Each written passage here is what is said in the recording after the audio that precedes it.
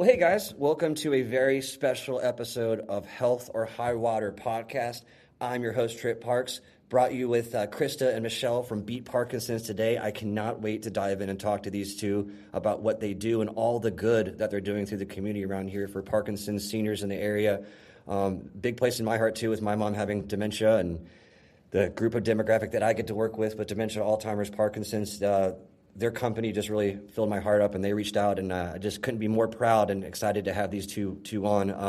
But a quick word from our sponsors for genetic testing.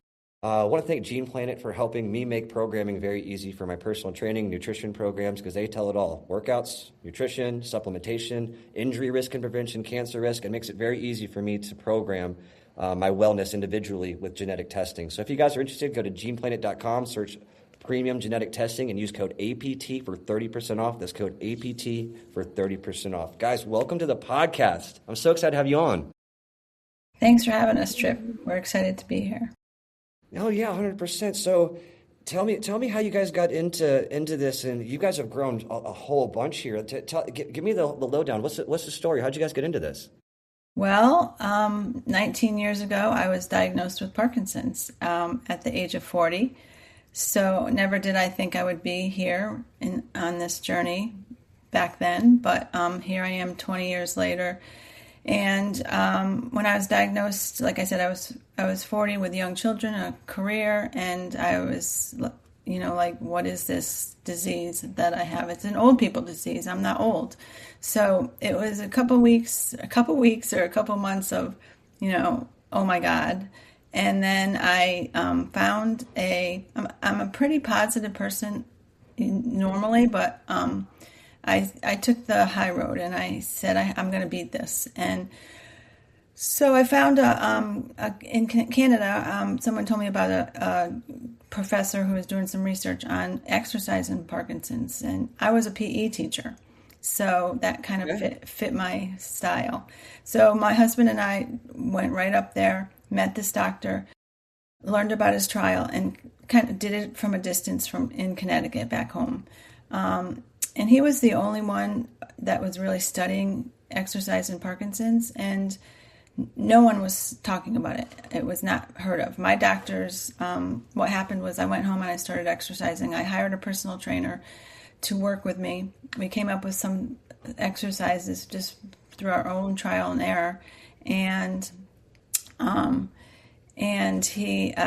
went back to the doctor 6 months later, and she said, Michelle, you're actually a little better. What are you doing? And I said, exercising. And she said, well, whatever you're doing, keep doing it because it's working. So here I go. I had a support group that I started for young onset Parkinson's. 15% of people with Parkinson's are young onset, and so I was that lucky 15%.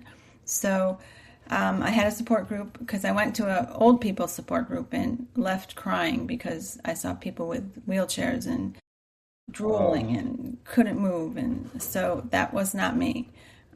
So I started a young group, and we started exercising together because they saw me being successful.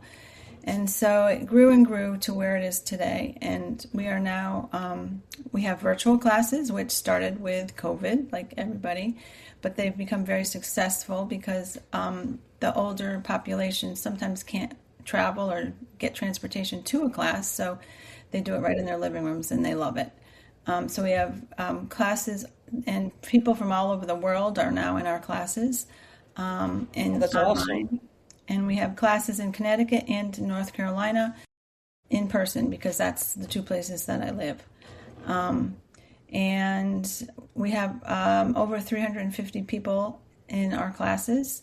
Over the years, we've had 1,000 or more people, but with progression and actually, unfortunately passing away, that's our population.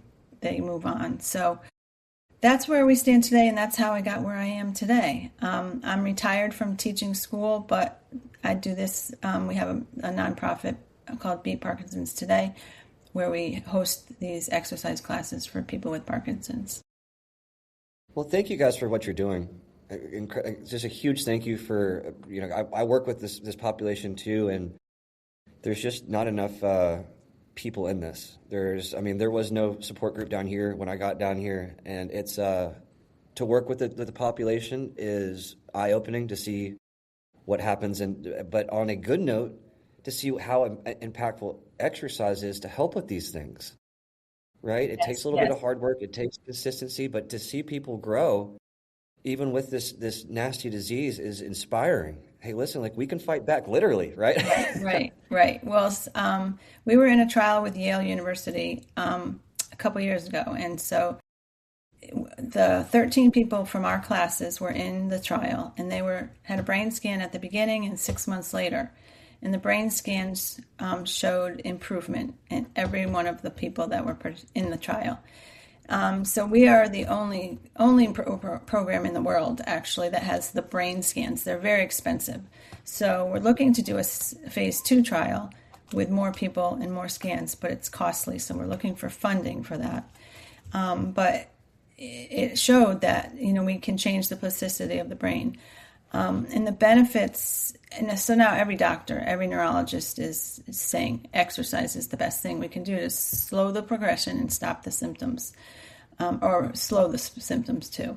But, it's when you see people come to class who have never exercised before, they start exercising, their whole perception of life, their quality of life changes in a couple classes. Yes. I mean, within 1 or 2 workouts, because they're empowered to have that control over it, and they can feel a difference. So, that's what keeps me going. That's what keeps me doing this. It's a lot of work, but I love doing it. And when you see these results and people changing their lives, and people have told me that their lives have changed, and their families have seen their lives change, then it's totally worth it.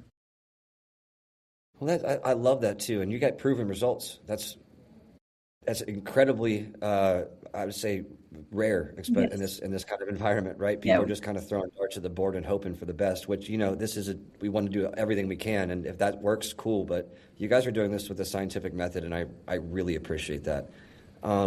A lot of the listeners that are listening right now, over 55 years old, a lot of them have Parkinson's, dementia, all those kind of things. Could you tell a little bit about like how this disease impacted your family, and some things that might help somebody else out? Like, hey, listen, we meal prep, that made it really easy for us. Or could you maybe go through that with us, the whole family aspect? Because a lot of people that are listening right now are going through the same thing, and maybe at the beginning stages, and they're probably a little bit lost. Well, I'll start, and then I'll let Krista go. So it was, at first we didn't tell people. I just kind of kept it to myself. We told our kids were 7 and 12, so they were little. And I didn't want my life to change as a mom. I wanted to be the same mom I always was. So I think I did that pretty good. But I had to prioritize what I did. And if I had to wash the kitchen floor or exercise, I would go exercise, because that was way more important. So I had to keep myself healthy. I also didn't want it to become my whole life and overtake my kids or my husband's life. I have a great support system, and I think part of it is to build a support system and accept help from people. My mom was around and still is around, and she used to make a meal for us once a week. And I, chores I had help with. So that, as a mom with a young family, and I still worked for many years after, you have to prioritize things. And I'll let Krista talk, because she's actually my daughter. She now works for me. She works for the program, and she's a huge part of the success. But as a daughter of a person with Parkinson's, she can tell you how she felt. Yeah. Thank you again for having us. And yeah, I am honored to be working for my mom's nonprofit. I've done a lot of fundraising and a lot of events over the years, but now I'm officially part of the staff as I take a break in my teaching career as well. So it's been, like you said, eye-opening to kind of see it from the internal perspective of the progress and the impacts that our classes have on each of the individuals. But speaking from the perspective of a daughter, a family member of someone, with Parkinson's, I think, what's important is that mental social emotional support that you give them, because not only does our program support people physically, but it also provides that community, and people are going through the same thing as you, and it just feels like there's a connection, like I can talk to somebody else that has those hardships. And when my mom was first diagnosed, I was little. I mean, my brother was even smaller, and we weren't really sure what it meant. I wrote a blog one time that really explains like emotionally how I felt, and it was hard to accept, because it's like, is she sick? Is she going to get better? What does this mean? And even still, like it's hard to understand like what actually is going through her body on a day-to-day. So it definitely affected our family, and at first it was a little like, how do we share this with other people? How do I rely on my friends and my other family members to support me? Because that's a hard thing as a family to be burdened with right away, and then figure out how to move forward. But like my mom was saying, I think two things that I would suggest as a family member is, one, positively just supporting your family member in the best way that you can, and recognizing that some days are harder than others, and to be there, whether that's physically or emotionally, or just sending a text or calling them or going on a walk with them. That's the first thing I would say. And then we're a big athletic family. So exercising with the person that has Parkinson's, I think doing it alone sometimes can feel very overwhelming, and our classes sometimes are challenging. So we even invite like caregivers to come to classes or support them at our events as well. So just like being there with them and showing them that, I can do it too, and that, physical activity is healthy and great for everyone, not just the Parkinson's community. So supporting them in that way too. Well, I love that. I mean, it is common sense. Everyone should be working out and trying to keep themselves as healthy as possible. But just the impact that, especially things like boxing and what you guys are doing with Parkinson's, is huge. I mean, hand-to-eye coordination, working on strength and conditioning, bone development, muscle development. I mean, 1 out of 2 women after 65 have osteoporosis. So this is good for everybody, but especially for Parkinson's, to build neuroplasticity and those kind of things. But I get on the family aspect of this, because as a kid myself, or I guess I'm grown up now. I'm a grown man. Adult kid. Does a mustache help at all? That's an adult kid. What? Once for a mom, you're always her kid. It's hard for the kids in the family, I think, to like you said, Krista, to accept what's going on, to kind of alter your life, and it's, at a young age, for you to do that too, super commendable, too, right? And your mom was saying that you guys stepped up. I think that's huge. The family has to be the root of the support system for these things, and like you said, going to events, being there for them emotionally, just sitting with someone. There's sometimes I have sessions with my Parkinson's patients or clients that I just talk a little bit, just because hey, listen, the words right now mean a lot more than these pads. Right. They just need to be heard. I mean, the senior communities I work at too, some families don't visit, right? And you guys are hands-on, even helping people that are not able to get to you guys. You guys are offering online classes. I think that's absolutely fantastic. So one thing I really want to ask you guys is, you got this going on. What do the next phases of this look like? And then a follow-up question of that is, how can people help you guys? How can we help you with especially the listeners right now, help you with your mission? Well, I can start, and Krista again can follow, because we're actually in that phase right now. We've grown to a point where we're busy. We're real busy. We have a small staff, and we have so many people and so many classes. But we want to hit a bigger crowd, a bigger amount of people. So we're looking at partnering with hospitals.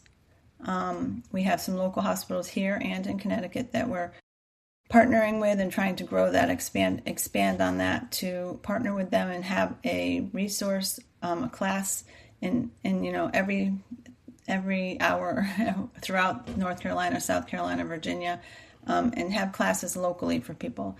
So through the hospitals who can finance and help finance them and subsidize them, so it's cheaper for the people.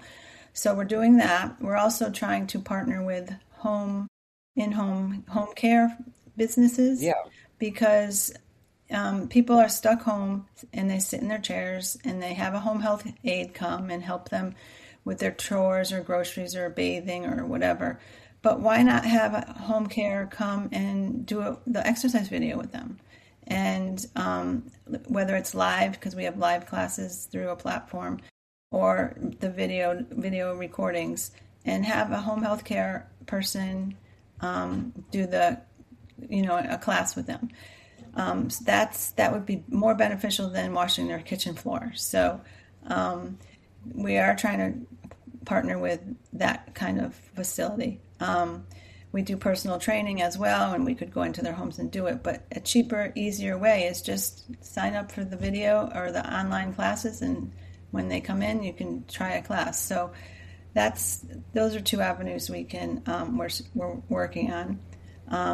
And funding, Krista's the fundraising queen, so she can talk about that, because that's where we need help. So Krista, you want to take over? Yeah. I know that my mom briefly talked about the Yale University study, but we're actually doing another separate study that is looking for funding too, which is just the barriers of access to transportation and access to classes. So we're looking for funding for that to figure out ways to just make the classes more available. And as you know, the virtual classes and online classes are great, but there is something about going in person, getting out of the house, building the community, meeting face to face. So we're trying to figure out ways to fund that study. But in terms of locally, we are in North Carolina, so we do have two fundraising events happening in North Carolina this year. One of which is a 5K. It's going to be our first one. It's a 5K race that's happening in May. That's open to all the community. We're hoping to get people involved that are, related to the Parkinson's community and not, but just sharing about our cause and spreading awareness of, exercise is medicine. That's always been our logo and our motto, and, that's for everybody. So that's one event we have coming up, and then we also have an educational symposium that's more geared towards Parkinson's people and their caregivers and families, but we have that coming up in October. Where we'll have local expert speakers come and speak and share insights and just different strategies and different things that they can, the Parkinson's community can use to better their quality of life. So we have a lot going on this year, but we're excited. And, for those that want more information, they can go to our website and, read more about how to register as a participant for either one of the events. If you guys are interested, there's going to be a link right below either this video or the audio. Just look in the description, and you'll be able to click right on for Beat Parkinson Today website. Go straight away. Even just check it out for me if you guys can. Go see what they're up to. Bare minimum, donate something. Help them get some education and some more exercise in the community. What I want to touch on real quick is working with this demographic. I see a lot of people that feel embarrassed. Right, I have this disease. I'm making everybody's life harder because of what's going on, and I think that's almost like a phase of accepting this. Is there is that embarrassment phase, right? My mom's going through it right now. Still, she's embarrassed that she's got this stuff going on. I think that happens with a lot of cognition issues. What did you guys do to help get through that process? And obviously, you guys turned that around to be proactive. So how did you guys do that?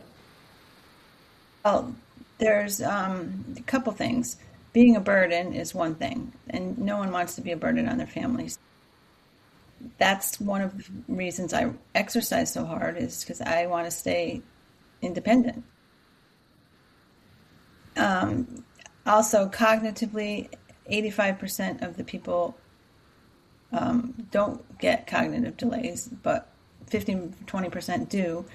And you don't know if you're one of those people or not. So when you start cognitively losing it, that's a burden you can't help at that point, really. But, trying to stay healthy as much as possible. But being embarrassed, not only is it a burden, but, you look weird sometimes when you have Parkinson's. You have tremors, you shake, you become herky-jerky. If you've seen Michael J. Fox lately, he's, herky-jerky, and that's called dyskinesia, which is an effect of the medicine, actually, because you get too much stimulation. But also, for instance, for me, sometimes I'm in the grocery line and I'm trying to get my money out of my wallet, and I'm a little slower because of my fine motor control. And I'm fiddling with my wallet and my money, and people are behind me, and you start getting more nervous, and then you get slower. And so it's that embarrassment too. Or sometimes I limp because my right leg drags, and when I'm tired, and people look at you weird. So that's also the embarrassment part, is you don't want to look weird. You don't want to look different. You don't want people to help you and hold the door for you because you can't open it, or so that's all mental. It's you have to just at some point, I'm 59 years old. I don't care anymore what people think. You kind of have to take that attitude.